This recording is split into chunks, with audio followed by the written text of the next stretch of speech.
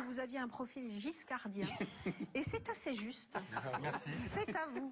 Je me lance. C'est à vous. Alors cette semaine, François Fillon a été transparent, comme Ramayad dans la campagne. Il a publié la liste des employeurs de sa femme. Ils sont 1 en tout, dont lui. Quand il a un rapport avec Pénélope, en fait c'est un rapport de 70 pages pour le boulot. Il a aussi publié la liste de leurs comptes, 17, tous au Crédit Agricole de Sablé-sur-Sarthe. À lui seul, le couple fait tourner l'agence bancaire qui a embauché 30 personnes. La nuit, le directeur de la banque postale de Sablé se réveille en sueur et dit à sa femme: chérie, j'ai fait un rêve érotique, j'ai rêvé que les Fillons venaient chez nous. Cette semaine, Emmanuel Macron a lui aussi été transparent. Il a démenti avoir une relation avec le directeur de Radio France, Mathieu Gallet.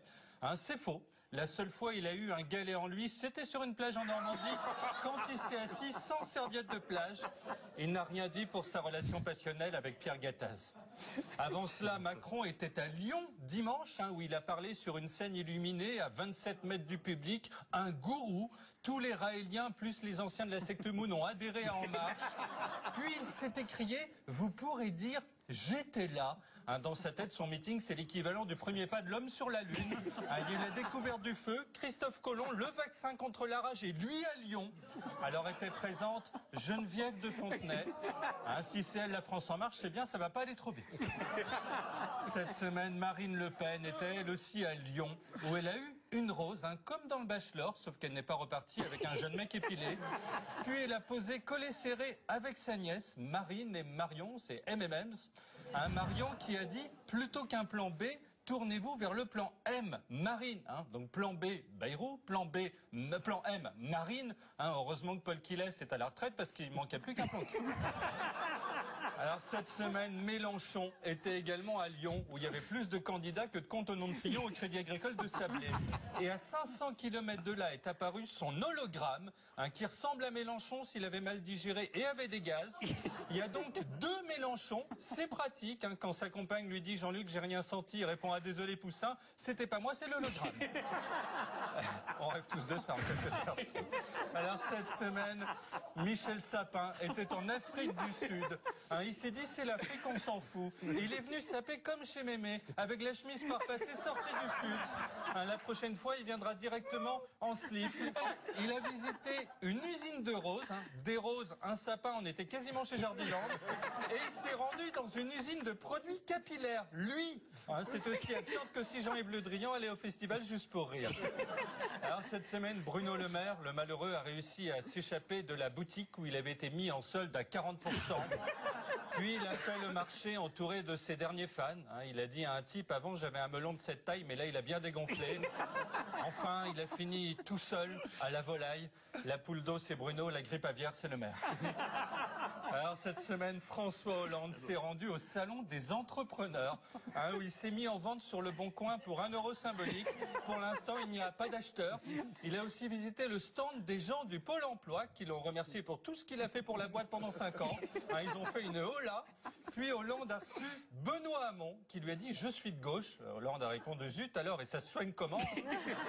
Ensuite, il a reçu le président malien Keïta, avec qui, c'est parti mollement, photo protocolaire. Keïta a fait un don pour qu'on achète des vêtements décents à Michel Sapin. Mais à cause du réchauffement, le printemps est avancé et ils se sont barrés main dans la main en jouant à vas-y tire sur mon doigt. Là, ils vivent heureux au Mali. Hollande a appelé Mathieu Gallet pour lui dire: il paraît que t'es célib, viens, on a une chambre d'amis. Cette semaine, Elisabeth Guigou a fêté le nouvel an chinois. Comme elle est venue en bob, les types ont cru que c'était un champignon et l'ont mise dans la soupe. Puis elle a fait le nouvel an berbère. Les berbères sont en 2967, donc l'hologramme de Mélenchon, pour eux, c'est ringard. Guigou fait les premiers de l'an de chaque peuple du monde. Toute l'année, elle est à 3 grammes. C'est Patrick Sébastien, version multiculturaliste.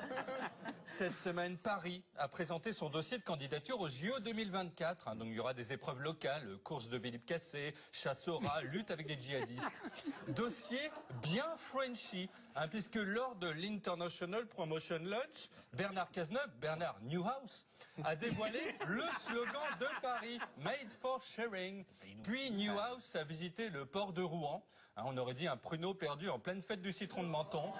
Il a dit aux gens « Hi guys, how are you? Made for sharing, baby ?»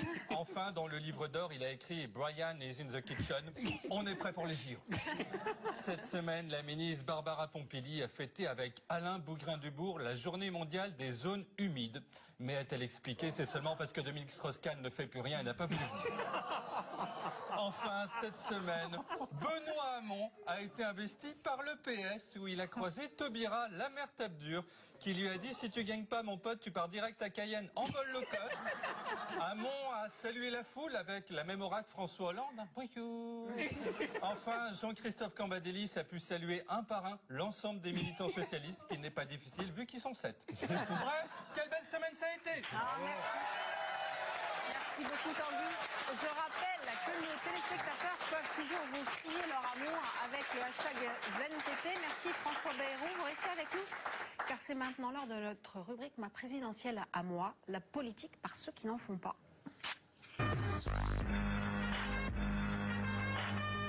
Avant de recevoir Éric Dupond-Moretti, voyez son anti-portrait par Dimitri Kefelec et Clara Zetoun. Je n'accepte pas, comme le soulignait l'avocat Maître Dupond-Moretti hier sur Europe 1, que certains, après coup, s'arrogent le droit de construire le bois de justice sur lequel je suis sommé de prendre place sans tarder. Je suis estomaqué par cette célérité. Et c'est là où on peut effectivement se poser la question d'une possible instrumentalisation. Pour contre-attaquer, François Fillon vous a donc cité. Car Éric Dupond-Moretti, à 55 ans, vous avez bien un avis sur tout. Vous qui vous êtes déjà frotté à une abondance d'affaires bruyantes, Outreau, Colonna, OMVA, Benzema, Tapi, bientôt Jérôme Cahuzac ou encore le frère de Mohamed Merah. Et peu importe le lieu de votre plaidoirie, vous ne couvez pas vos mots comme une poule ses poussins. Bon, que vous n'aimiez pas les avocats médiatiques, on est quitte, je vous aime pas non plus. Juge, c'est le seul métier dans ce pays sans responsabilité. Mais moi, personnellement, je déteste la contradiction, donc je serais un très mauvais juge. C'est très clair. Je serais sans doute un salopard si j'étais juge. Plus de 140 acquittements à votre actif, vous, acquittateur, n'êtes pas uniquement l'homme des procès de lumière. Nous venons de plaider ensemble pendant 10 jours une affaire où non seulement les caméras étaient absentes parce que l'affaire n'était pas médiatique, mais en plus l'affaire étant à huis clos, il n'y avait personne. Et je peux vous dire qu'il est exactement le même. Ça, c'est un procès que font les jaloux. Votre vocation vous est venue par détestation de la peine de mort. Lui explique la naissance de cette envie de devenir avocat par l'affaire Ranucci. L'affaire Christian Ranucci, l'homme du pull au vert rouge que Valéry Giscard d'Estaing avait refusé de gracier. Et côté littérature, L'étranger d'Albert Camus vous a marqué. Éric Dupond-Moretti, vous n'avez pas choisi ce métier par hasard. Est-ce que vous n'êtes pas, mesdames et messieurs, le fruit de votre histoire? Rejeter le crime sans haïr le criminel. On peut défendre les hommes, mais pas défendre les crimes. Rien de ce qui est humain ne vous est donc étranger. De gauche, mais je vous cite sans enthousiasme, vous aviez signé une tribune soutenant Martine Aubry lors de la primaire de 2011 et défendu la réforme pénale de Christiane Taubira. Car Éric Dupond-Moretti, vous ne cachez pas vos opinions politiques. On sait depuis très longtemps qu'il vaut mieux construire une école qu'une prison. Et Taubira le dit, et elle a le courage politique de le dire. Nos hommes politiques ont investi surabondamment le terrain du sécuritaire. Marine a découvert, savez-vous quoi, que son père était un affreux raciste. Non mais on se fout de la gueule du monde. Lui s'est occupé des juifs, elle s'occupe des musulmans. C'est un parti qui n'est pas républicain, il a été condamné 19 fois. C'est un parti qui n'est pas républicain? Ah non, je suis donc il faut l'interdire? Ah moi je pense qu'il faut l'interdire. C'est justement pour donner votre vision de la politique et de la société qu'Éric Dupond-Moretti, nous tenions absolument à vous inviter. C'est Éric Dupond-Moretti. Bonsoir. Je croyais que vous alliez vous embrasser, comme vous avez partagé un plateau déjà. Je me dis peut-être que vous vivez ensemble. Ouais. Alors bonsoir maître, vous publiez Direct du droit chez Michel Lafon. Avant de parler de cette folle campagne présidentielle, on a deux questions. D'abord, vous êtes l'avocat de Théo dans l'affaire d'Aulnay-sous-Bois. Comment vous êtes arrivé à être l'avocat de ce jeune homme? Je t'ai appelé par sa famille. Vous avez été, vous, appelé par sa famille? Bah oui, oui. D'accord.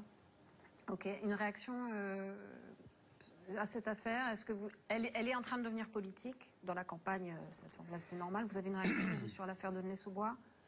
Elle n'est pas politique, elle est humaine, scandaleuse, choquante.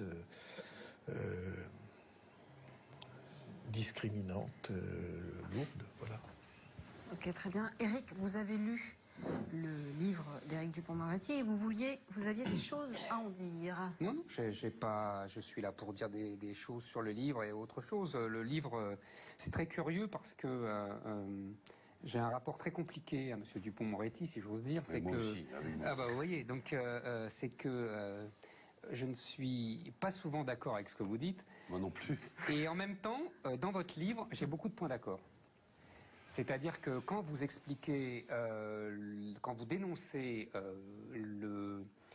les injonctions d'une société moralisante et cette obsession du pénal pour toutes les affaires Beaupin, Carlton, etc., moi je ne dis pas autre chose et donc je me retrouve tout à fait dans ce que vous dites. C'est la fameuse phrase, vous savez, de Philippe Muret que vous ne citez pas. Je vous la donne pour la prochaine fois, c'est à l'envie de pénis a succédé l'envie de pénal. C'est exactement notre société, c'est exactement ce que vous décrivez, quand vous décrivez également le comportement des juges qui n'ont aucune responsabilité, qui se permettent de ne pas respecter les propres règles de droit, je vous approuve aussi. Et en même temps, ce qui est très bizarre, c'est que vous le dites d'un point de vue, c'est peut-être ça notre différence fondamentale, d'un point de vue qui pour moi est au mieux désuet, au pire complètement chimérique. C'est là notre désaccord. C'est-à-dire que quand vous expliquez, là je vous entendais à chaque fois sur, soit quand vous parlez d'immigration, soit quand vous parlez vous avez un discours qui est tellement... je dirais, convenu. Non, qui est convenu. Loin du vôtre. Ah, loin du mien. Ça, c'est moins qu'on puisse dire. Mais je le trouve très convenu.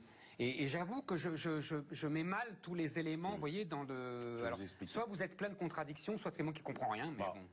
Forcément, je suis plein les deux, après. Non, mais forcément, je suis plein de contradictions et je ne suis pas toujours d'accord avec moi-même. Voilà, bah oui, ça... Mais ceci étant dit, j'aime bien votre façon de poser la question parce qu'en réalité, vous savez, après l'affaire Doutreau, il y a eu une commission d'enquête parlementaire, présidée par un type de droite, un type de gauche, et on a trouvé un consensus. Ça veut dire que, au-delà de ce qui nous oppose, sur les questions de procédure pénale, sur la vision que l'on peut avoir d'une société, on peut être d'accord. Je dis que il y a une nouvelle catégorie de juges, une nouvelle race de juges, qui ont pris pour qualité tous les défauts de notre époque. L'hygiénisme, l'hypermoralisation, ce souci forcené de la transparence, au risque d'en perdre une part de notre liberté individuelle, parce qu'au fond, on a tous notre jardin secret. C'est les grands inquisiteurs modernes, c'est les Lhomme, Davet, Mediapart. J'ai écrit ça donc il y a une dizaine d'années, donc je suis tranquille. On a eu un débat ici avec Arfi. Absolument. Moi, je ne veux pas que ces gens-là m'imposent leur morale. Voilà, je trouve ça insupportable. Sauf qu'ils me l'imposent aussi. Donc. Bon. Et donc, il y a cette catégorie de journalistes et de juges. Certains journalistes qui deviennent procureurs, certains juges... regardez l'exemple là des procès-verbaux qui sont entre les mains de l'homme Davet. Il n'y a pas d'avocat dans cette procédure, Fillon. En tous les cas, pas d'avocat ayant accès au dossier. Donc, où c'est le PNF?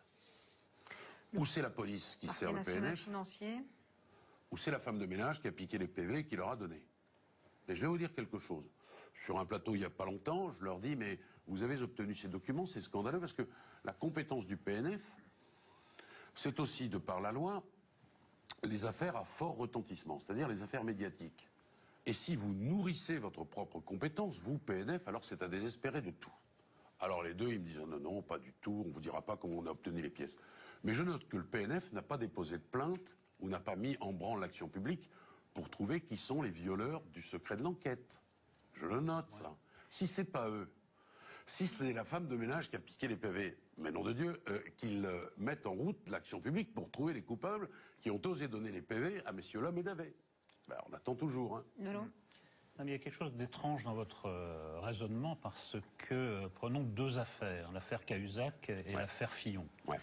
Vous avez deux affaires qui sont révélées non pas par des enquêtes, mais par la presse que vous nommez les inquisiteurs ou les obsédés de la transparence. Ouais. Vous avez d'un côté M. Cahuzac qui est chargé de la lutte contre la fraude fiscale et qui est convaincu de fraude fiscale. Bien. Vous avez de l'autre côté M. Fillon qui fait campagne sur certaines valeurs, la probité, l'exemplarité.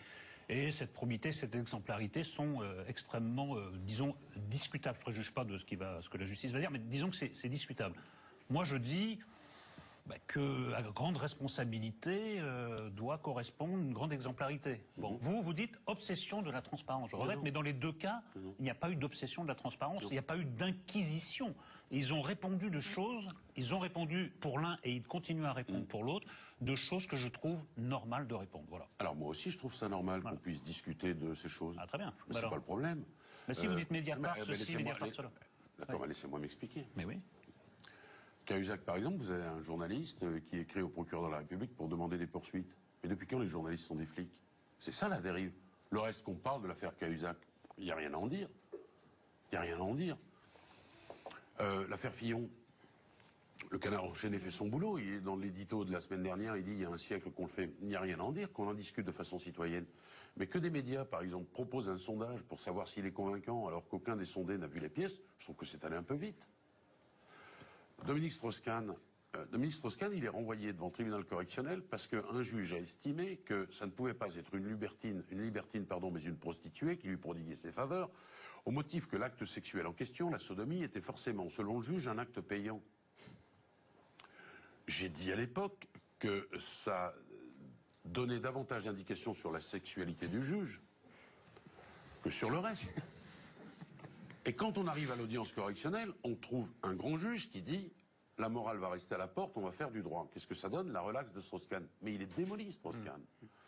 Et au fond, si on était resté dans le secret de son intimité, on avait un type qui aimait les femmes, les libertines, qui était un débauché, on pouvait en penser ce qu'on en voulait. Mais on n'aurait pas eu... Non mais maître, notez bien que je ne vous ai pas parlé de l'affaire DSK, là.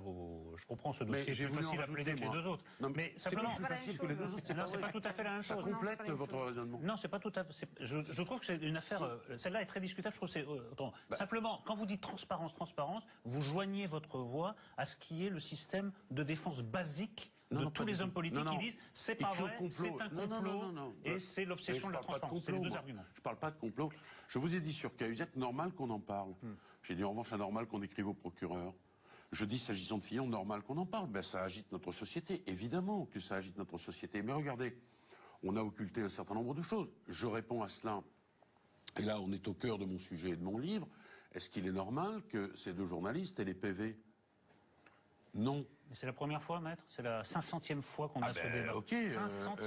Il y a entre ces nouveaux journalistes et ces nouveaux juges quelque chose d'osmotique. Ça a toujours été. Non, pas comme aujourd'hui. Ça sortait. Ça a toujours été, mais c'est pas une raison pour ne pas l'arrêter. Vous vouliez réagir? Je voudrais dire une phrase. Je ne me prononce pas du tout et je comprends très bien sur les procès-verbaux, toutes ces choses-là. Mais je veux dire une chose. Si Mediapart n'avait pas existé, l'affaire Tapie ne serait jamais sortie. Je l'ai vécu comme un citoyen engagé et scandalisé. Et je peux dire que l'omerta était totale, majorité et opposition confondues. J'y étais. Là, je savez bien aussi que Mediapart choisit ses cibles. Enfin peut-être, j'en sais rien. Je puis affirmer... J'ai écrit... On a déjà eu cette conversation ici. J'ai écrit dans mon livre Abus de pouvoir, 6 ans avant que ça ne sorte. J'ai donné la totalité du fil directeur de cette affaire et des manquements insensés qui y étaient. Et la justice n'a fait qu'établir, je l'avais écrit 6 ans avant, les choses qui se sont passées. Ça n'est d'ailleurs pas à Bernard Tapie que je vais porter la responsabilité. Ça surprendra peut-être. Ne faites pas son procès, parce que d'abord vous avez à vos côtés son avocat. Eh ben, vous avez le droit de l'être. Et moi je dis, ça n'est pas à Bernard Tapie que je fais porter la responsabilité. À Mediapart. Oui, c'est à l'État que je fais porter la responsabilité. Car c'est l'État qui a organisé en son sein cette affaire-là. Alors là, on ne va pas réouvrir l'affaire Tapie du tout. On va pas la réouvrir, mais d'abord, je vous promets un certain nombre de scoops. Je dis bien de scoops. Il l'a dit ici. Mais il a raison. Il a raison. Vous verrez avec soin. D'abord, Tapie a été escroqué par le Crédit Lyonnais. Ça, tout le monde le sait. On en reparlera. Voilà. Pardon. Ouais, on va pas réouvrir l'affaire. C'est vous qui l'avez fait. Je témoigne qu'un certain nombre d'affaires sans Mediapart et le Canard ne seraient jamais sorties. Ça n'est pas parce que Mediapart a sorti un certain nombre d'affaires que tout est autorisé. Ça n'est pas parce que la police fait bien son boulot que les bavures sont autorisées. Bien sûr. Voilà. Voilà. Alors, Je vous donne totalement... Alors, un mot à Éric Nolot et après on passe à la suite. Le problème, c'est que vous vous scandalisez de cette transparence, de ce que vous appelez l'inquisition. Mais regardez, écoutez, interrogez autour de vous, les gens, c'est pas ça qui les scandalise. Mais non, ce qui les scandalise, c'est le spectacle effarant en ce moment de la classe politique française qui, dans son ensemble, dégringole. D'une grande partie qui dégringole jour après jour. Bon, c'est ça le scandale. C'est pas que Mediapart sort des affaires. Moi, je ne suis pas un homme politique, je vais au café du commerce, je cherche des vraies paluches. Bon, donc je sais tout ça. Oui. Mais je vais vous répondre quand même. Dans l'affaire Fillon, par exemple, moi je ne suis pas son avocat et je ne le serai pas. On a complètement oublié un certain nombre de règles que l'on appelle la séparation des pouvoirs. C'était utile de rappeler que l'Assemblée nationale a voté la question des dotations. Vous semblez dodeliner, monsieur Bayrou. Vous nous refaites le même coup. C'est plus la finasserie juridique. Mais c'est rien la séparation des pouvoirs. C'est plus la finasserie juridique qui intéresse les Français. C'est le fond de l'affaire. Je comprends bien la séparation. Alors justement, le fond de l'affaire, Éric Dupond-Moretti, on va y venir. Hugo a une formule qui est absolument géniale. Il y en a eu beaucoup. Mais il y en a une en particulier qui me tient à cœur, parce que là on est emporté par le tourbillon médiatique, sachant que la justice médiatique va plus vite que la justice tout court. C'est parfois la foule trahit le peuple. Il faut avoir un peu de recul pour penser l'événement. Voilà, c'est pas la foule. Tout ce que je dis. Les médias, c'est pas la foule. Vous voulez bien, messieurs, c'est maintenant l'heure de parler avec vous, Éric Dupond-Moretti, de la présidentielle. On y va. Pour engager la discussion, voici notre légendaire QCM, c'est-à-dire les questions qui ont été rédigées cette nuit par Éric Zemmour. Vous allez adorer. Je n'assume pas le Alors, QCM, le plus compliqué pour François Fillon, dont nous parlions justement, ce sera de prouver à la justice qu'il n'a rien à se reprocher, de convaincre les journalistes qu'il a dit la vérité ou de retrouver la confiance des Français. Bon, il n'a rien à prouver à la justice. C'est à la justice de prouver éventuellement si la procédure est régulière. Ce que je dis, à mon avis, elle ne l'est pas, parce que le PNF n'est pas compétent. Il fallait d'abord une enquête. Vous êtes comme François Fillon, vous dites que le parquet national financier n'est pas compétent. Je l'ai dit avant lui d'ailleurs. Et le parquet national financier a rétorqué. Oui, il a rétorqué, mais il se trompe. Et je suggère aux membres du PNF d'aller lire l'ouvrage d'Eugène Pierre, qui est secrétaire du Parlement de 1873 à 1925 et qui a établi un traité de droit parlementaire. Il y a en France, dans cette grande démocratie, des tas de travers, mais il y a ce qu'on appelle la séparation du pouvoir. Le deuxième truc, c'est quoi, vous me dites? Convaincre les journalistes qu'il a dit la vérité. Il ne les convaincra jamais. Regardez, j'ai vu le truc sur les 17 comptes. C'est vachement grave d'avoir 17 comptes à sabler sur je sais plus où là. C'est vachement grave. C'est-à-dire que tout va être... C'est l'hallali. Et moi, je n'aime pas l'hallali. Voilà. Je n'aime pas cette espèce de truc-là. Je n'aime pas ces poursuites. Je n'aime pas quand, pour reprendre l'expression de Montgolfier, les journalistes deviennent la meute. J'aime pas. Et vous, François Bayrou? Je n'aime pas ça, mais je sais, quand des choses graves se produisent, quand les citoyens sont profondément heurtés, il m'est arrivé de dire, non pas par une question de légalité, mais par une question de décence. Et c'est pas la même chose. Et dans la vie démocratique, dans la vie civique, les questions de décence sont plus importantes, ou au moins aussi importantes que les questions de légalité. Et pour ce qui est de retrouver la confiance de nombreux Français, est-ce que vous pensez qu'il la retrouvera, cette confiance, François Fillon? Rien, madame, si j'étais devin, Vous en feriez métier. D'accord. Le métier serait plus simple. Alors, ça serait beaucoup plus simple. Ce qui est anormal avec Marine Le Pen, c'est que les affaires semblent glisser sur elle, c'est qu'elle continue à caracoler en tête des sondages, ou c'est que son parti séduise les jeunes? Les trois. Vous avez dit que c'était un parti qui n'était pas républicain et qu'il fallait même l'interdire. On l'a entendu dans le sujet qu'on vient de voir. Vous maintenez? Et c'est là où tout diverge. Et c'est là où je vous écoute. J'ai encore dit pas un mot. Vous savez, je vais vous dire, quand je vous écoute des fois, je me dis, mais moi je suis un Français de sang mêlé, hein. Et j'ai préféré le discours de Nicolas Sarkozy quand il se souvenait qu'il était un Français de sang mêlé que quand il a raconté que la République c'était 2 fois des frites. Parce que la République, on pouvait mettre une petite tranche de jambon d'Inde pour les petits juifs et les petits musulmans. Vous voyez, ça c'est mon idée. Ou des menus végétariens. Ou des comme menus végétariens. Mais c'est pas la République. J'ai pas fini. C'est pas la République. Comment c'est pas la République? Non, mais je veux dire par là que la République... Ah, vous allez nous ça, c'est l'exciter des sur la libération de frites, là. On a le droit, évidemment, je suis pas contre. Mais la République, c'est la laïcité et c'est des gens qui déjeunent ensemble à la cantine. N'importe quoi. C'est pas des tables de musulmans. N'importe quoi. Parce que c'est ça qui se passe aujourd'hui. Pendant des années, y compris sous la Troisième République, la plus laïque, le vendredi, il y avait du poisson et quel rapport? Et personne ne disait rien. Et personne Et alors ça n'a rien à voir. Mais c'est la même chose. Mais ça n'a rien à voir puisque c'est moi l'invité. Et vous l'invitez. Faut-il dire le Front National, Monsieur Dupont? Allez-y, je vous écoute. J'ai encore dit, c'est vous qui me parlez. J'attendais sagement que vous parliez. Alors, je veux terminer là-dessus. Je vous en prie. Moi, je suis un Français de sang mêlé. D'ailleurs, j'ai révélé que j'avais la nationalité franco-italienne le jour où il y a eu ce débat immonde sur la binationalité. Il n'y a rien d'immonde. Il y a tout d'immonde. Comme s'il y avait deux catégories de Français, les bons Bretons comme vous, et d'ailleurs... Moi, j'ai rien de bon breton. D'ailleurs, ok, et puis les autres. Vous êtes mal barré, là. Je peux finir. Alors, Zemmourek, taisez-vous. Et je suis pas d'accord avec chaque phrase que vous dites, donc je reste... Je sais bien. Bah oui. C'est bien pourtant que vous êtes d'accord avec mon livre. Bah oui, c'est parce que vous dites même le contraire. Mais c'est pas moi, j'ai lu le vôtre, je suis d'accord sur rien. Interdiction du FN. Alors, j'ai dit... Moi, j'ai dit... si tous les Français de seconde catégorie à laquelle j'appartiens se mettaient en grève, vous voyez, après-demain. Quand j'entends là ces fans là, dans les trucs, ils commencent les meetings par on est chez nous. Bon, d'abord, moi je pense qu'eux aussi ils sont chez eux, mais s'ils se mettaient tous en grève, vous verriez un peu comment on aurait du mal à circuler en taxi, à ramasser nos poubelles. Il y aurait plus de Lino Ventura, il y aurait plus de Michel Platini, il y aurait plus de Zidane, il y aurait plus de Soufflé. Mais vous êtes comme Tapi, vous êtes un ringard Dupond-Moretti. On se croirait dans les années 80 Dupond-Moretti. C'est des arguments bidons des années 80. Mais arrêtez avec vos arguments des années 80, c'est terminé. C'est terrifiant. Mais oui, mais je suis désolé, encore une fois, les faits parlent. Aujourd'hui, on n'est plus avec Platini et avec Yves Montand. On est avec des catégories, avec des territoires qui ne sont plus en France, où on ne vit plus comme des Français et à la française. Que ça vous plaise ou non. C'est ça le vrai sujet. Et c'est pour ça qu'il y a autant de jeunes qui votent pour Marine Le Pen. Alors on va pas refaire le débat sur la cité, parce que Zemmour nous a raconté qu'il avait vécu 1000 ans dans la cité. Avec moi, je vais vous montrer ça. Avec plaisir. Je vais vous expliquer. Oui, non mais c'est insupportable. Mais non, mais c'est vous qui êtes insupportable. C'est interdire le Front National. Répondez à la question.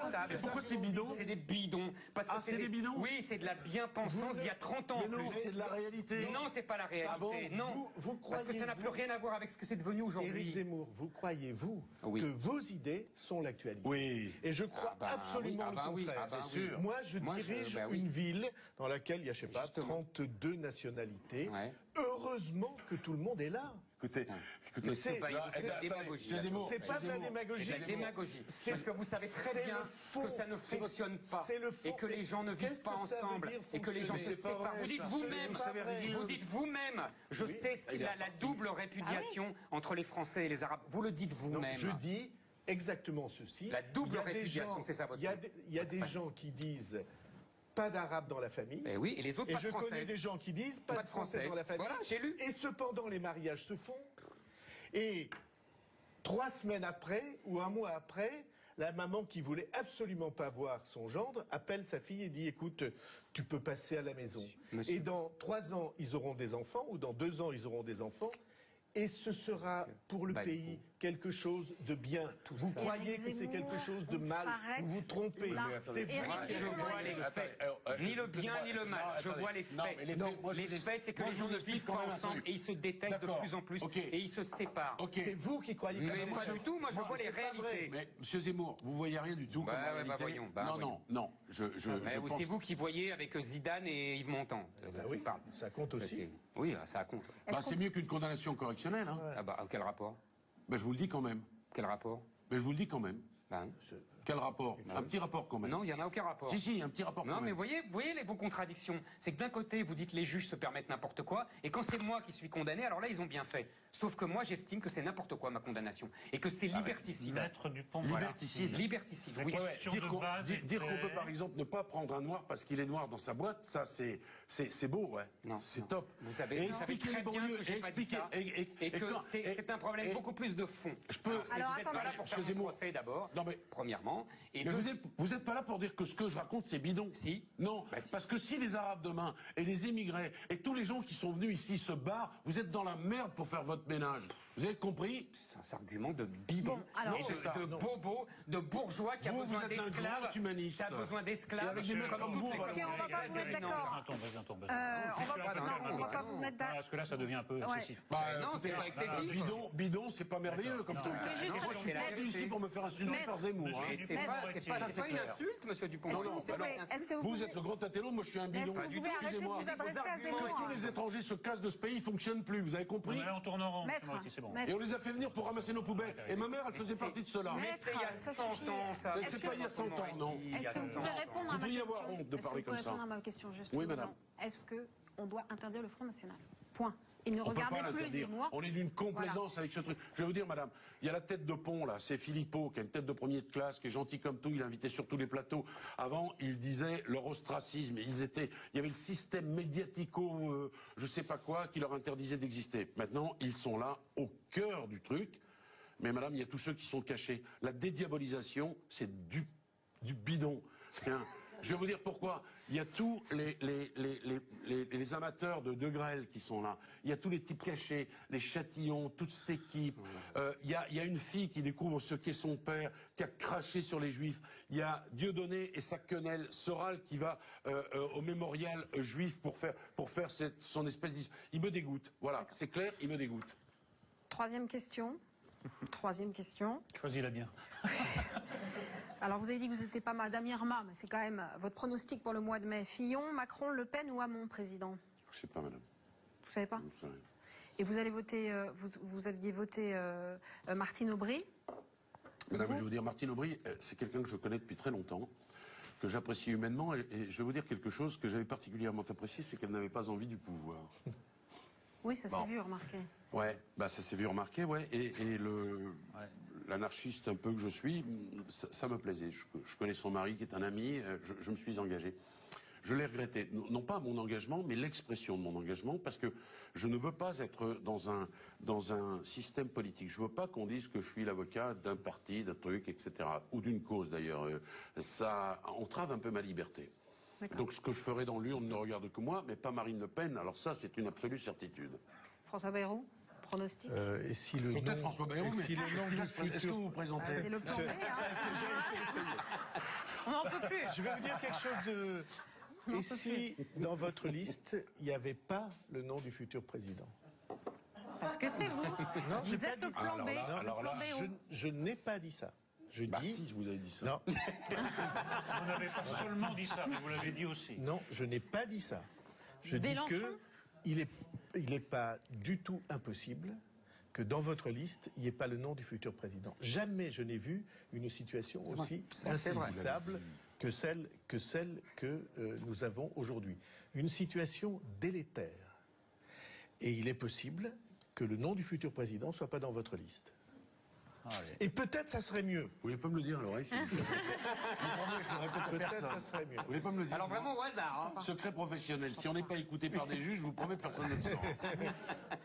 Bon, merci beaucoup, maître, d'être venu sur notre plateau. Je rappelle le nom de votre livre Direct du droit, que vous avez coécrit avec Stéphane Durand-Soufflant chez Michel Lafon.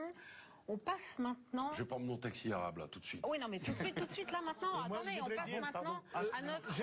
J'ai jamais eu l'occasion de le dire, mais je veux dire que non seulement j'ai de l'admiration pour Dupond-Moretti, je lui ai dit, mais j'ai jamais eu l'occasion de dire que Stéphane Durand-Soufflant est un grand écrivain, journaliste écrivain du monde judiciaire.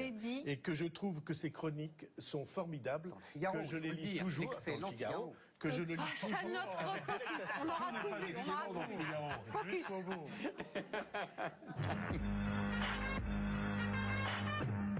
Dans quelques secondes, Michèle Alliot-Marie est candidate à la présidentielle et à droite, elle n'est pas la seule. Regardez. Le régime des partis est en train de se verrouiller de nouveau. J'irai jusqu'au bout, j'irai jusqu'au bout. Si jamais ça marchait pas. C'est ça. C'est une éventualité que je n'envisage pas. Vous savez, je m'engage parce que je veux être président de la République. J'estime normal, dans l'esprit et dans le texte des institutions, de me présenter à l'élection présidentielle. Alors, Ils sont en train de s'embrasser sur la bouche et nous accueillons. Oui, mais j'ai vendu plus de livres que vous. Michel Alliot-Marie. Alors, attendez, ils font un spectacle. Éric Dupond-Moretti et Éric Zemmour, bientôt sur la scène de la Michaudière. Bonsoir Michel Alliot-Marie, bonsoir, merci d'avoir accepté notre invitation. Vous avez été présidente du RPR, ministre de la Défense, de la Justice, de l'Intérieur, des Affaires étrangères. Mazette, quel CV, le plus beau CV de la 5e, pour une femme, mais bon, quand même. Hein. Oh, ça va, il n'y avait pas d'homme qui fait la même chose en soi. Voilà. Ouais, c'est vrai. Alors, et vous avez aussi trébuché avec le Canard enchaîné. Vous êtes maintenant candidate à la présidentielle. Avant de développer cette partie-là de l'émission, j'ai quand même quelque chose à vous demander. En 2011, François Fillon disait que votre sortie du gouvernement était devenue inéluctable car votre voix en tant que chef de la diplomatie était devenue inaudible. Est-ce qu'à votre tour, vous dites que sa sortie est inéluctable parce que sa voix est devenue inaudible? Non, je ne dis pas ça du tout. D'abord, il y a une affaire au fond sur laquelle je ne connais rien, donc je ne vais pas vous en parler. Et ensuite, c'est à François Fillon qu'il revient de faire l'analyse de ce qui lui est possible et de ce qui ne lui est pas possible. Et le système des primaires, auquel je n'ai pas voulu participer et que je dénonce, conduit effectivement à ce que plus personne ne peut lui retirer le soutien du parti. Ce n'est qu'une des conséquences de ces primaires. Il y a bien d'autres choses qui sont à critiquer dans le système des primaires. Mais nous voyons là aussi ce qu'il en est. Maintenant, pour François Fillon, vous savez, moi je suis quelqu'un qui ne fait pas très attention à ce que l'on dit. En politique, il y a souvent des propos que l'on dit et que l'on peut regretter par la suite. Moi je dis simplement, il y a des principes auxquels il faut se tenir quand on est dans des situations comme celle-là. Le premier de ces principes, et ce n'est pas Maître Dupond-Moretti qui aurait dit le contraire, c'est la présomption d'innocence. Et c'est vrai qu'il y a un problème, puisque le temps judiciaire n'est pas le temps médiatique, et que le temps médiatique et le temps politique, de ce fait, va beaucoup plus vite que le plan judiciaire. Et le deuxième principe, c'est effectivement que quand il y a un salaire, il doit y avoir un travail. De la même façon que quand il y a une indemnité ou quand il y a une allocation, il devrait y avoir une activité. Ça fait aussi partie de mes projets. Mais il y a une autre manière de vous poser la question. Quand vous avez trébuché sur ces affaires tunisiennes, vous avez démissionné en disant « je démissionne », quoique ayant la conviction de n'avoir commis aucune faute. Écoutez, vous avez bien vu... Ça pourrait être repris par M. Fillon, cette formule. Il y aurait eu un problème légal quelconque, il y aurait dû y avoir des suites judiciaires, c'est l'article 40. Bon, c'est vrai qu'il y a eu un certain emballement, avec notamment les réseaux sociaux qui coupent les phrases et qui leur font dire le contraire de ce qu'on en a dit. Moi, pourquoi est-ce que j'ai démissionné? Je l'ai toujours dit. Pour une raison très simple, c'est que malheureusement dans ces affaires, il n'y a pas que l'intéressé. Quand on fait de la politique, on doit être prêt à prendre des coups. Et ça, c'est tout à fait normal. Le problème, c'est quand la famille est également visée. Quand on s'adresse, quand on attaque la famille, pour vous attaquer finalement, vous personnellement. Et si j'ai démissionné, je peux le dire, il y a presque prescription, c'est effectivement que la vie de ma mère était en danger. Et que parce que une dame qui avait 94 ans à l'époque, qui a des caméras en bas de chez elle quand elle va faire des courses et que l'on essaie d'harceler, c'est quelque chose qui n'est pas tolérable. Et quand son médecin m'a dit « votre mère fait des hausses et des chutes de tension sans arrêt, ça ne peut pas durer très longtemps », ce jour-là, j'ai pris la décision de démissionner. Parce que je pense que, pour moi en tous les cas, la famille, c'est effectivement quelque chose... Non, mais argument honorable et recevable. Après, il y a un troisième niveau d'analyse, c'est le niveau politique. Est-ce que, instinctivement, ou pas instinctivement d'ailleurs, vous pensez que la meilleure solution, ou la moins mauvaise, c'est en effet que Fillon aille jusqu'au bout, ou que quand même un plan B finisse par s'imposer? Qu'est-ce qui serait le moins dommageable? Vous ne pouvez pas me dire que ce n'est pas votre famille politique, ça l'a été longtemps et ça le reste. Ça l'a été très longtemps, mais je vous rappelle une chose, c'est que selon la tradition gaulliste, et d'ailleurs comme l'avait fait Jacques Chirac à l'égard du RPR, le jour où j'ai annoncé que je serais candidate à l'élection présidentielle, je me suis mise en congé du parti. Donc je n'assiste plus au bureau politique, je n'assiste pas aux autres réunions ni aux commissions d'investiture. Par conséquent, je ne peux pas vous dire ce qu'il en est. Et encore une fois, je vais vous dire une chose. Pourquoi vous ne le ralliez pas? Cette candidature, à quoi elle va mener? Où elle va vous mener? Mais elle va vous êtes seule. Mais attendez, je suis seule, mais c'est le principe même de l'élection présidentielle. Je vous rappelle une chose, c'est que sous la Ve République, l'élection présidentielle, c'est la rencontre d'un homme, disait-on à l'époque, donc on peut peut-être dire une femme aussi aujourd'hui, et du peuple. Hein. Et par conséquent... Et c'est bien la raison pour laquelle, et nous revenons sur le problème, c'est là où nous revenons sur le problème des primaires. Sous la Ve République, et en particulier à partir de 1962, qu'est-ce qu'on a voulu faire? Le contraire de ce que faisait la 4e République. Où sous la 4e République, c'était les députés et les sénateurs, c'est-à-dire les partis politiques, qui décidaient qui allait être le président de la République. La 5e République, on l'oublie trop souvent. Elle repose sur la volonté de rendre la parole au peuple. Et ceci a été beaucoup confisqué au cours de ces dernières années. Vous avez tout à fait raison. Vous citez toujours la célèbre phrase « la rencontre entre un homme et un peuple ».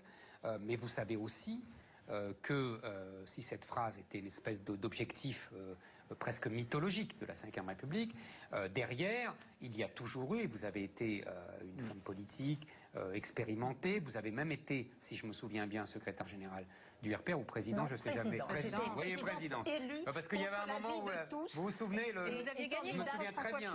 Et candidate toute seule. Absolument. Contre Jean-Paul Delevoye, qui était soutenu par l'Élysée, contre François Fillon, contre Patrick Devedjian. Et je crois qu'il y en avait encore un quatrième. Personne ne m'avait vu venir. On disait effectivement que j'étais seule. Et j'ai gagné. Oui, mais c'était au sein du parti. L'entraînement, ça n'est jamais noté. Vous savez, Eric Zemmour, même si vous ne faites pas beaucoup de sport. Mais c'est pas vrai, commencez pas. Déjà Bayrou qui dit que je suis vieux, alors là, vraiment, c'est un complot. Donc, non, sérieusement, vous savez très bien aussi que la présidentielle, c'est toujours aussi une organisation qui est derrière, une logistique qui est derrière. C'est pas à vous que je vais apprendre ça, c'est une évidence. Donc, c'est pas seulement un homme et un peuple. Et deuxièmement, ça c'est une première chose. Et deuxièmement, pourquoi le peuple français attendrait-il Michel Alliot-Marie, qu'il connaît depuis 30 ans et qui a été dans tous les gouvernements de la droite avec Fillon, etc., avec les autres. Vous voyez ce que je veux dire? Je vois. Alors, sur ce dernier point, vous avez raison, ça fait un certain temps que j'ai commencé en politique, même si j'ai commencé, par exemple, après François Fillon et un certain nombre d'autres, car j'ai commencé relativement tard la politique. J'ai fait autre chose auparavant. Et je me souviens très bien, la première fois où je suis arrivée à l'Assemblée nationale, vous étiez là, comme jeune journaliste politique, déjà assez confirmée, et je vous vois toujours là. Donc, je pense que... c'est l'argument de Bayrou. C'est l'argument de Bayrou. Ah bon, je ne sais pas, je n'ai pas entendu François tout à l'heure, mais le problème n'est pas là. Simplement, moi, ce que je crois, c'est que dans une situation actuelle de notre pays, qui est extrêmement compliquée, dans un contexte mondial de crise, dans un contexte mondial de tension, dans un contexte économique qui est assez dramatique, dans un contexte où nous voyons monter ce qui à l'époque était le poujadisme et qui aujourd'hui est l'extrémisme, qu'il soit de droite ou de gauche, à un moment où nous voyons des tensions très fortes également entre nos concitoyens, eh bien, je dis qu'il faut rappeler un certain nombre de choses. Moi, j'en ai assez que dans notre pays, ce qui domine, ce soit le pessimisme, ce soit le défaitisme, ce soit le déclinisme. J'en ai assez de voir aussi bien au Parlement européen que dans mes déplacements internationaux l'image de la France dégradée. Et ce que je dis, effectivement, c'est que mon expérience à la tête des grands ministères régaliens que vous aviez dit tout à l'heure, comme le contact privilégié que j'ai voulu avoir depuis 4 ans avec les Français. Depuis 4 ans, j'ai pris du recul. Vous m'avez très peu vu, sauf une fois il y a 2 ans. Ici, vous étiez un petit peu en retard d'ailleurs. Oui. Mais en dehors de ça, très en retard. Eh bien, si vous voulez, pendant 4 ans, je suis à la rencontre des Français. J'ai beaucoup entendu de ce qu'ils disaient, à la fois de leurs aspirations, de leurs exaspérations, de leurs envies d'avoir de nouveau confiance. Eh bien, c'est ça qui fait qu'aujourd'hui, j'ai construit un projet que je veux proposer aux Français. Parce que dans le monde très compliqué, la France a des atouts. Elle a plein de difficultés, mais elle a aussi des atouts. Et je pense que l'expérience que j'ai de la façon dont on peut mener un pays, en même temps que l'écoute que j'ai eue, ça peut permettre justement de répondre aux besoins. Une mesure polémique qui est la fin du droit de grève pour les fonctionnaires. Vous voulez une continuité du service public de l'État? Ce que j'ai entendu à la part des Français, c'est effectivement qu'ils ne comprenaient pas comment à la fois l'État s'occupait de tout, mais sur des choses fondamentales, quand ils demandaient quelque chose, eh bien il n'y avait pas de réponse. Alors moi ce que je dis, c'est très simple. Revenons à des choses de bon sens et revenons à ce que sont les principes. Dans les principes, qu'est-ce qu'il y a? Il y a le fait que l'État est le garant, est le seul qui peut garantir aux Français un certain nombre de choses. Leur défense contre les attaques qui peuvent venir à l'extérieur, aujourd'hui également contre le terrorisme. La sécurité et le fait que les lois soient respectées. C'est effectivement ce que l'on fait au ministère de l'Intérieur. Les relations internationales, c'était également quelque chose d'indépendant. La justice. Tout le régalien, en fait. Voilà. Tout cela, c'est le régalien, c'est ce que l'État ne peut pas déléguer et c'est pourquoi l'État existe, pour donner cette garantie aux Français. Et c'est la raison pour laquelle on a créé un statut des fonctionnaires où il y a notamment une garantie absolue de l'emploi. Et où en même temps, et alors, c'est il y a uniquement une les fonctionnaires régaliens qui n'ont pas le droit de grève, ou parce que c'est bien le cas, ça. Non, mais je vais y revenir. Et effectivement, en même temps, on doit exiger, puisque l'État, c'est la réunion de tout le monde à travers sa diversité, que l'État soit absolument neutre.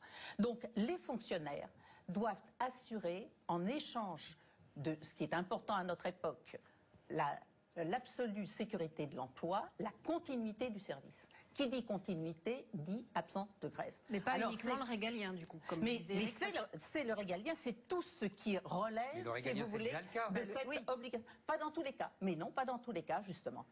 Et vous avez de véritables problèmes qui existent dans le fonctionnement de la justice. Il vous arrive d'avoir des grèves qui font des reculs importants. Donc c'est pas fréquent, Madame Alimont. Ce principe, non, mais attendez, grâce aussi aux fonctionnaires que je salue. Je dis effectivement qu'il y a un grand sens des responsabilités et qu'il n'y en a pas beaucoup. Mais il faut réaffirmer cela de la même façon qu'il faut réaffirmer l'absolue neutralité, c'est-à-dire laïcité et totale objectivité politique de ces agents. Les agents de l'État donc dans pas de le syndicalisation alors. Les agents de l'État. Non mais ça m'intéresse plus que votre droit de grève. Pas de syndicat de la magistrature par exemple. Je dis pas de syndicat politique. D'abord, c'est contraire. Ça n'existe pas, ça. D'abord, c'est contraire. Mais si, ça existe. Il y a des tas de pays dans lesquels ça existe. Et heureusement, il y a encore des syndicats qui ne sont pas politisés. Mais c'est vrai que quand vous avez un syndicat comme le syndicat de la magistrature qui fait un mur, dit des cons, voilà, et dans lequel, et quand on critique cela, la présidente de ce syndicat dit « mais tout le monde sait que le syndicat de la magistrature est à gauche, que nous sommes des gens de gauche. » Donc vous interdiriez ça n'est pas tolérable. Plus généralement, votre position... Le syndicat, pardonnez-moi un instant, le syndicat c'est fait pourquoi? Pour défendre les intérêts et pour défendre mais j'ai compris. Le fonctionnement des fonctionnaires. Donc c'est tout à fait normal. Faire de la politique, c'est autre chose. Quand je vois des syndicats, effectivement, de magistrats qui protestent, qui manifestent contre l'application de la loi, vous parliez tout à l'heure de la séparation des pouvoirs, eh bien, c'est un problème majeur. Alors, dans notre pays, revenons à des choses qui sont de bon sens. Si chacun fait ce qu'il doit faire et s'il le fait bien, je pense qu'il y a déjà beaucoup de choses qui fonctionneront mieux. Mais je reviens à votre positionnement politique plus général, qui est d'ailleurs assez singulier, parce que quand on vous écoute, c'est antilibéral, vous êtes étatiste, vous rendez hommage aux fonctionnaires, il y en a qui veulent les supprimer par charretée de 100 000. Vous êtes quand même beaucoup plus incompatible, je vais vite un grand trait, avec le projet de Fillon qu'avec certains projets de gauche, par exemple. Une réponse rapide, parce que... Mais je vais vous dire que c'est pas mon problème. J'ai un certain nombre de convictions. Je pense que notre pays a des atouts et qu'à partir de là, il faut permettre notamment aux entreprises d'être à égalité de concurrence avec notamment les entreprises européennes et les autres. Et pour ça, alors je ne sais pas si c'est libéral ou pas, mais je dis il faut ramener les charges réglementaires, fiscales, sociales des entreprises françaises à la moyenne européenne. Et je peux vous dire, quand vous discutez avec des chefs d'entreprise, grandes ou petites, ils vous disent immédiatement que ça, pour eux, c'est un gain de compétitivité et une croissance considérable. Mais d'un autre côté, je dis, on n'a pas le droit non plus d'ignorer la place et le rôle de l'État, parce qu'une économie dynamique, c'est aussi une économie dans laquelle l'État fait les bons choix pour l'avenir. Nous ne serions pas encore aujourd'hui un pays qui compte s'il n'y avait pas eu, il y a 40 ans, le choix du nucléaire, le choix du spatial, le choix de l'aviation. Eh bien, quand vous regardez, mais il faut faire de la prospective pour ça, et il faut faire peut-être un peu de géostratégie, regarder les besoins du monde dans les 10 ou 20 ans qui viennent, quand vous regardez ce qui va se passer, vous dites que la France a des tas d'atouts, mais que ces atouts, il faut que l'État impulse la dynamique en la matière. C'est par exemple tout le domaine de l'alimentaire. Parce que ça, il faut une politique industrielle, Madame Alliot-Marie, et on en revient toujours à la discussion. On va pas rentrer dans les détails. On en revient à la discussion avec l'Europe qui interdit la politique industrielle. Mais pas du tout, c'est exactement le contraire. Et si nous avons un instant, je vais vous le prouver, notre problème en France, c'est pas l'Europe qui, au contraire, réduit les distorsions de concurrence avec les pays qui sont les plus en retard, notamment ceux de l'Est de l'Europe. Notre problème, c'est qu'à chaque fois qu'il y a une norme européenne qui permettrait de rééquilibrer les choses, la France en rajoute en matière de normes sanitaires, en matière de normes environnementales, et par conséquent ça fait un poids supplémentaire, et dans le même temps, nous n'empêchons même pas des produits fabriqués à l'extérieur qui ne respectent pas ces normes d'être vendus en France. Et moi, mon projet, c'est effectivement d'interdire que des produits qui ne respectent pas les normes européennes puissent être vendus dans l'Europe. On va continuer à parler de la présidentielle, Madame Alliot-Marie, mais là, il faut vraiment passer à la prochaine rubrique de l'émission. Voici une autre femme qui aime la politique. Voici Alba Ventura pour ses carnets de campagne. Jusqu'ici, c'était off. Bonsoir, Alba. Bonsoir. Ah là là, il y a du sport. Désolée d'avoir un peu entêté. Il y a du sport, hein. Ah là là, alors, Johnny Hallyday, messieurs, vous êtes en minorité. Ça y est, vous gagnez. Pour une fois. Comme d'habitude. Johnny Hallyday a dit, ça ne change pas un homme, ça vieillit, mais est-ce que les épreuves n'ont pas changé quand même François Fillon? Vous trouvez? N'allez pas trop vite en besogne, ma chère Anaïs. François Fillon a pris un coup dans l'estomac, c'est ce qu'il nous a dit à sa conférence de presse. Bon, pour autant, Fillon reste Fillon. Cela dit, il y a des épreuves quand même qui vous forcent à faire un petit peu d'effort, à être un peu moins distant, à être un peu moins secret. C'est Simone Veil qui disait « Il y a une faille en tout homme où la lumière peut entrer ». Notez-la celle-là pour la fin. Elle est pas mal. Et c'est vrai que chez les Républicains, certains se disent que cette opération contrition aura au moins eu le mérite de voir un François Fillon jouer un peu plus collectif. Par exemple, il a retrouvé les numéros de téléphone de tout le monde. Et il les avait perdus au moment des fêtes. Vous savez qu'il avait oublié de répondre au message de bonne année. C'est vrai que c'est un fidèle de François Fillon qui nous l'avait dit. Donc il a retrouvé son calepin et le week-end dernier, il n'a pas arrêté de passer des coups de fil. Certains ne l'avaient pas eu au téléphone depuis 3 ans, m'ont-ils dit. Et il a écouté tous les conseils des uns et des autres. Et puis il a demandé à ses troupes de se déployer partout en France. Tout le monde est invité à organiser des meetings les 16 et 17 février prochains dans toutes les régions. Bref, oubliez le François Fillon solitaire et taciturne. Place au François Fillon chef de bande, chef tout court. Un ami de François Fillon raconte que cette séquence a un côté positif. Elle a permis de mettre en avant, dit-il, le sang-froid du candidat, la clarté de son expression et sa solidité. Tout ce qui fait, dit-il, les valeurs d'un homme d'État. Alors, parce que vous avez bien compris qu'il n'y a pas de plan B. Il n'y a jamais eu de plan B. Les copains de Fillon se sont même amusés à recycler et à faire circuler une vidéo d'un des soutiens du candidat. Je vous propose de regarder. Bon, voilà le plan B. Voilà le plan B. Alors, on vous a dit, il y a un plan B. Comme vous dites, après, je vous l'apporte. Mais naturellement, ce plan B, c'est une blague. Il n'existe pas. Non mais non, voilà, même Giscard le dit, le plan B, il a fait pchit. Bon, évidemment, c'est une vidéo détournée de mai 2005, vous vous souvenez sans doute du référendum sur la Constitution européenne. À l'époque, il n'y avait peut-être pas de plan B, mais les Français ont dit non à un plan A. Alors, François Fillon dit qu'il n'y avait pas de plan B, mais certains s'y sont vus en plan B, ça on le sait. Par exemple, dans le camp filloniste, les mauvaises langues nous disent que Laurent Wauquiez a carrément proposé à François Baroin d'être son Premier ministre. Ça m'étonne de lui. Laurent Wauquiez. C'est pas le Wauquiez que je connais. Vous êtes très sympathique avec le Laurent Wauquiez. Non, il faut jamais douter en politique. Alors moi, je voulais demander à Michel Alliot-Marie, vous ne doutez pas? En politique, je suis désolée, si, je pense que c'est utile de douter. Je pense qu'il faut être modeste. Non, je pense qu'il faut être modeste. Je pense qu'il faut savoir se remettre en cause. C'est peut-être plus féminin que masculin, d'ailleurs. Je pense que l'ego des hommes, et en particulier des hommes politiques, est parfois un peu surdimensionné, au point qu'ils essaient de se dédoubler maintenant, d'ailleurs, pour en avoir plus d'un.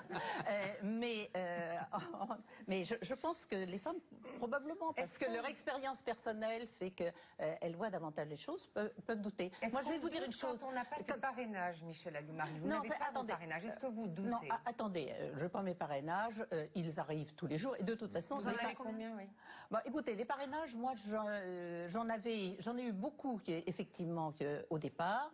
Je crois qu'on était à 350, je regarde pas ça tous les jours. Depuis 15 jours, c'est vrai qu'il y a eu un arrêt très net. Au lieu d'en avoir 20 par jour, on en était 1 ou 2. Depuis hier après-midi, je peux vous dire, hier après-midi, j'en ai reçu 5. Donc, je ne sais pas si c'est reparti ou pas, en tous les cas ça. Mais le problème n'est pas là. Le vrai problème, douter, c'est de se dire, est-ce qu'effectivement, moi, je peux incarner est-ce que je peux incarner les idées? Est-ce que je peux incarner les convictions? Est-ce que je peux être à la hauteur des défis qui sont ceux auxquels est confrontée la France et qui sont les problèmes des Français? Vous savez, Michel Alliot-Marie, il faut le savoir. Et j'ai réfléchi pendant très longtemps, et si je me suis déclarée candidate, effectivement, c'est probablement aussi en faisant des comparaisons, en essayant de regarder ce que je peux apporter, et puis en regardant aussi quelles sont mes faiblesses. Alors, en termes de communication, par exemple, je ne suis pas une très bonne communicante. Le Canard enchaîné, notamment, a raconté que vous mainteniez cette candidature à la présidentielle pour faire pression, pour avoir une circonscription en réalité dans les Hauts-de-Seine. Non, mais attendez, ceci est totalement ridicule. Ceci est totalement ridicule pour une raison très simple. J'ai occupé les plus hautes fonctions de l'État. Vous croyez que je suis en train de chercher quelque chose? Même un ministère. J'ai eu les plus beaux ministères. Ah, mais la politique, c'est un virus. Non, ça n'a rien à voir avec ça. D'abord, je suis députée. J'ai fait savoir que je ne me représenterai pas ni dans ma circonscription, ni dans aucune circonscription, car on m'en a proposé un certain nombre. Et je vous rappelle, en plus, que les investitures ont été données. Donc tout ceci montre bien qu'il ne s'agissait encore une fois que d'une volonté de créer je ne sais quel soupçon ou d'affaiblir ma candidature. Vous savez, moi je suis quelqu'un de très simple. Je suis quelqu'un qui essaie de réfléchir, qui a un certain nombre de convictions, qui a des principes et qui les met en œuvre. Merci. Alors, on a été surpris de voir qu'Emmanuel Macron a lui-même abordé sa vie privée. Un peu bizarrement, non? C'est vrai que ça manquait, non, ce genre d'histoire. La politique en ce moment, c'est soit des faits divers, soit des rumeurs de liaison. Alors j'en ai un peu dit, ou pas trop, ou pas assez, donc je vais continuer. C'est vrai qu'Emmanuel Macron a lui-même voulu crever l'abcès. Je ne sais pas si vous avez vu ça. C'était lundi soir à Paris, à Bobino, dans la salle de spectacle, devant ses partisans. Emmanuel Macron, d'ailleurs, n'était pas prévu au programme ce soir-là. Il a débarqué, il a pris la parole pour expliquer que non, il n'a pas de liaison avec Mathieu Gallet, le PDG de Radio France. Regardez. Je voudrais faire courir l'idée que je suis duplice, que j'ai des vies cachées ou autre chose. Non seulement c'est désagréable pour Brigitte, mais je vous rassure, comme elle partage tout de ma vie, du soir au matin, elle se demande simplement comment physiquement je peux faire.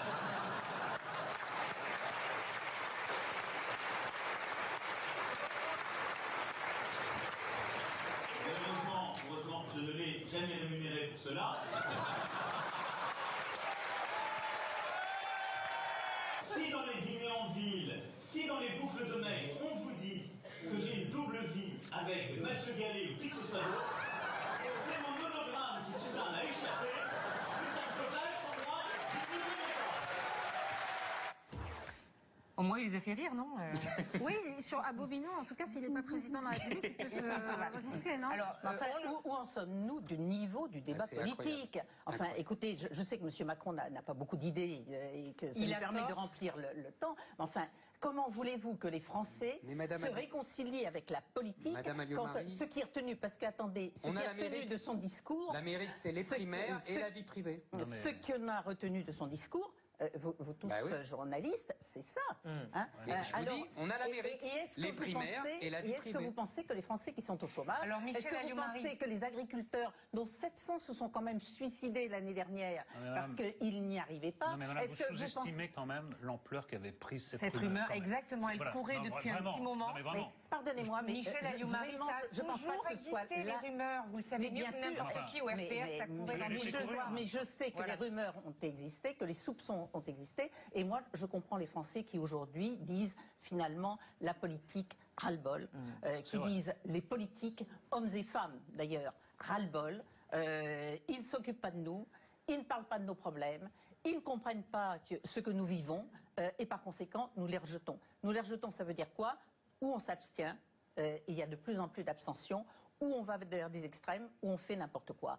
Et je pense qu'il est nécessaire aujourd'hui que nous prenions tous, les uns et les autres, conscience aussi de nos responsabilités.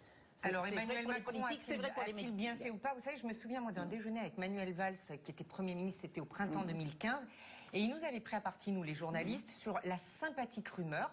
On parlait à l'époque d'une liaison entre lui et la ministre de l'Éducation, Najat Vallaud-Belkacem. Personne n'avait posé de questions, aucun journaliste. C'est Manuel Valls lui-même qui avait mis les pieds dans le plat, nous reprochant de laisser courir ce bruit.